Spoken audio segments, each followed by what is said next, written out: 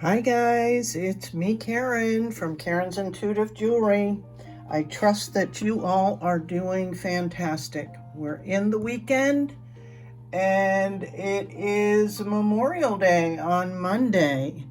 So today I'm going to play with some crystal points. These are some more of those angel aura in different coatings. And I'm thinking of making some earrings. We can either use pre-made frames or I'm going to make my own frame. Okay, so here we go.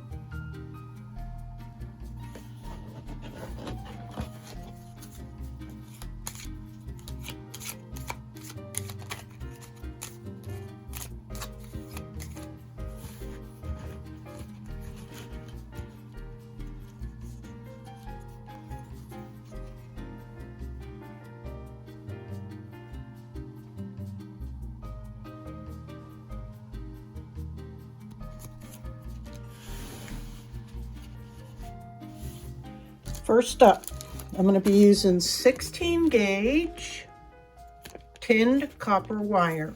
I get this off of Amazon, but it comes from wiredjewelry.com, so you can always go directly to them. I'm going to cut off about 4 inches. I'm going to first straighten this a little bit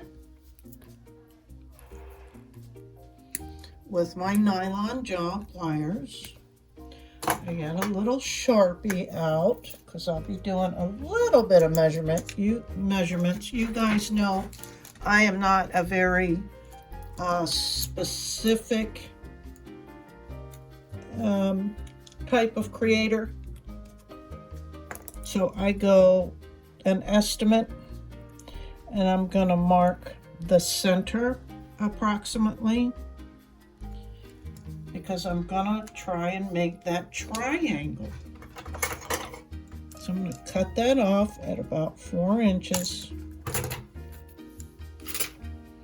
I've marked the approximate center. I'm also going to mark about an inch or a ½ inch on either side of this.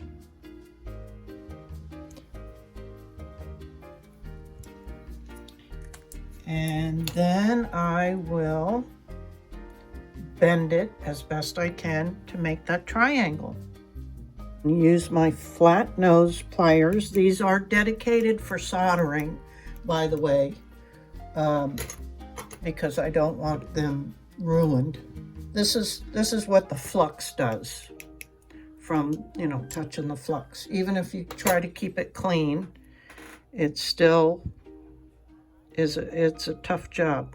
So I'm gonna go on the outside of that little mark and bend this kind of sharp, and same thing with this side.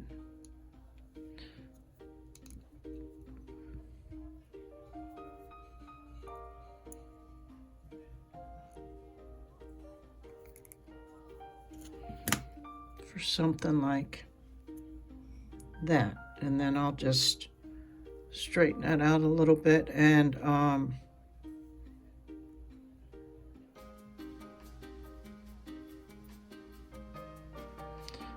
well, doesn't look very straight, so I'm going to try that again.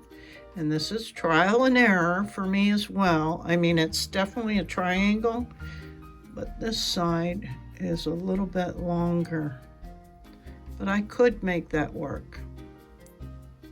Okay, I'm gonna make that work. I'll just end up cutting that off.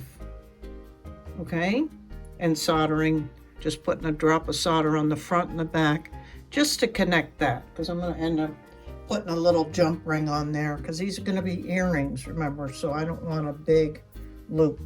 Okay.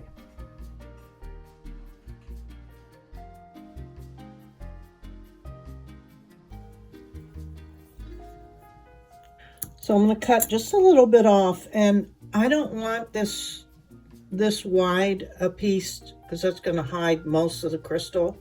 So I'm just going to cut off, you know, oh, I don't know, less than 2 inches. And then I'm going to take a couple millimeters off so that it's not quite so thick. And take less off the first time if you're not absolutely sure. You can, of course, if you're a perfectionist, you can measure it and mark it and cut it off exactly. But for me, I just kind of eyeball it.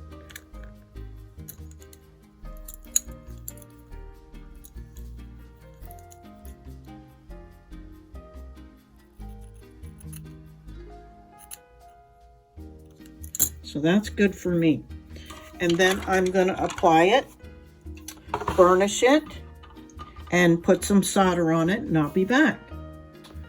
Okay, so I'm using a clothespin just because I'm going to have the soldering iron closer to the pin. Otherwise, I'd use these little clips, but these have little plastic ends on them. I'm sure you could take the ends off, but I got the, clothespins out. So I'm just holding that. I check to see the center and all that good stuff and putting some flux on it.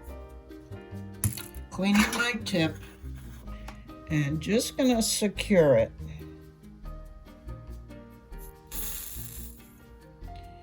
And you can see this flux does not create the smoke that those paste flux do.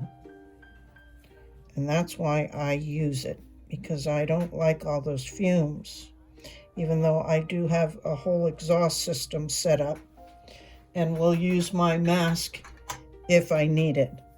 But let's see, if I zoom you in there, you can see I got the solder on there. I put some on the back and some on the front, and I'm sure it's on there real well. And I'm going to double check it. Then I'm going to decorate it and put a hook on it. Well, put a little jump ring on it and put my ear wire on it, and we'll be done. So let me add some decorative dots. I'm going to try and demonstrate how I do this close up. And hopefully you'll be able to see. I'm actually going to turn my iron down to about 330 maybe Celsius. And don't pick up a whole lot because I don't want big dots. I want these little dots.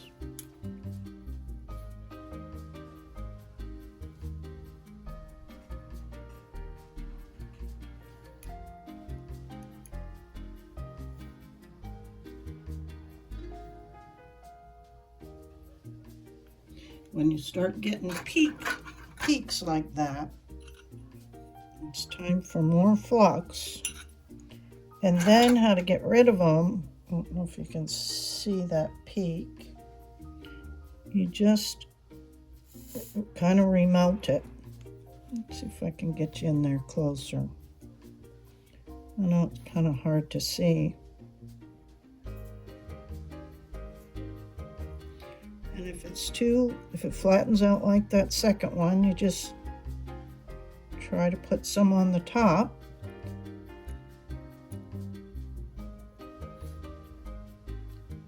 And you can build the layers up.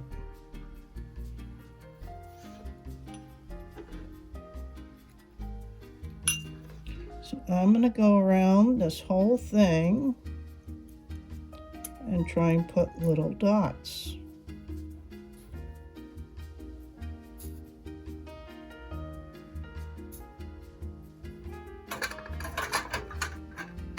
Okay, and I'll be back.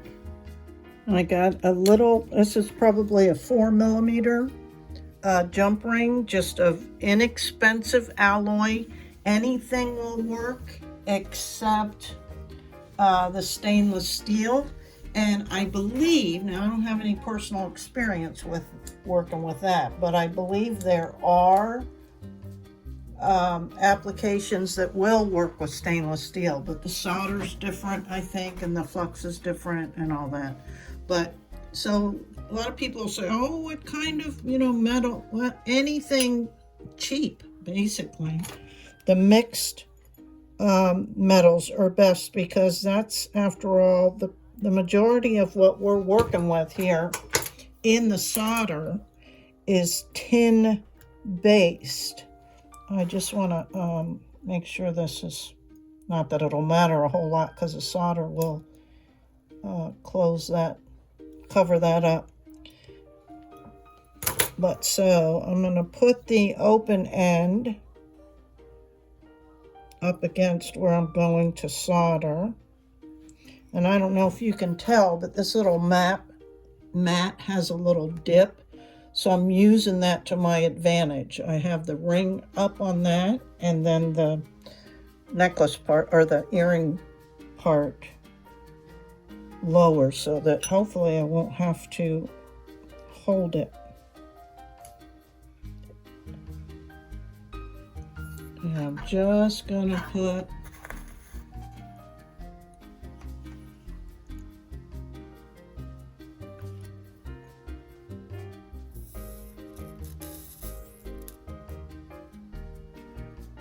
a drop on there. And let's see. Yep. So I'm going to put a little drop on this side as well. And that should be good to go. Okay. And then I'm going to wash it up, attach an ear wire, and I'll be back to show this one. Okay. Here's the first pair.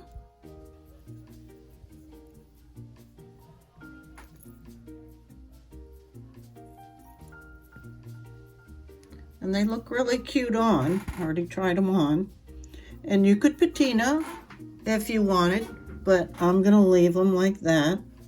If somebody requested it, I could easily do the patina. But everything is solid. And I already scrubbed them with Dawn dish soap and water with a toothbrush and gave them a good scrub, and nothing came loose or pulled apart.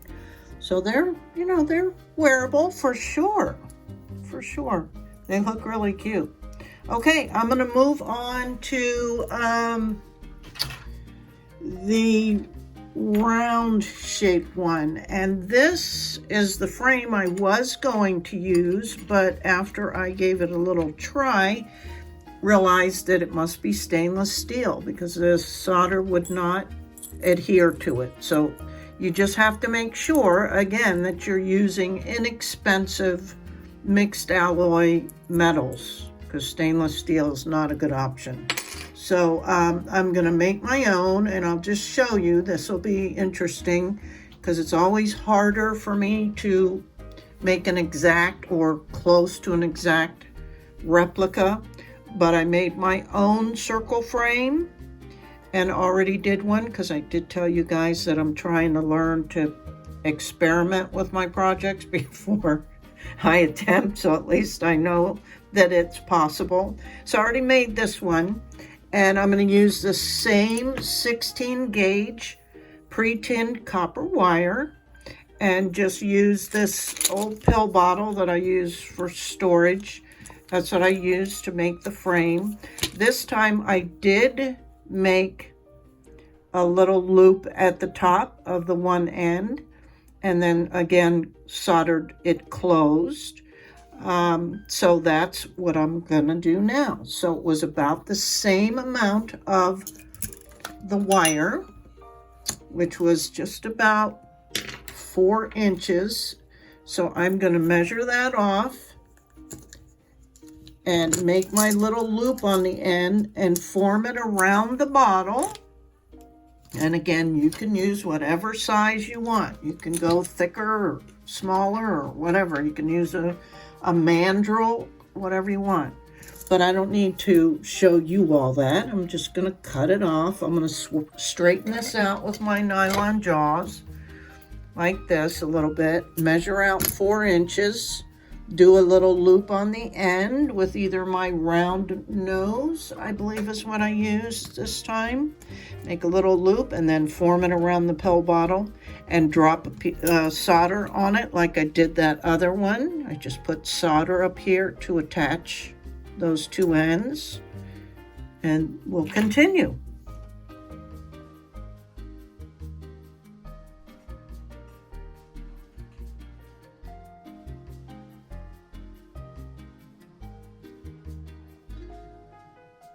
Okay, so now that I applied the copper foil tape, just like I did the last one, I cut the strip off to the desired width I wanted. I applied it.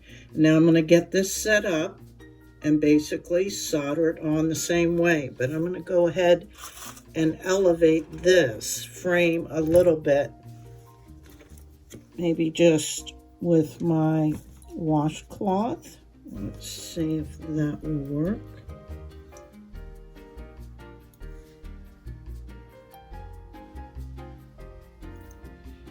I think so.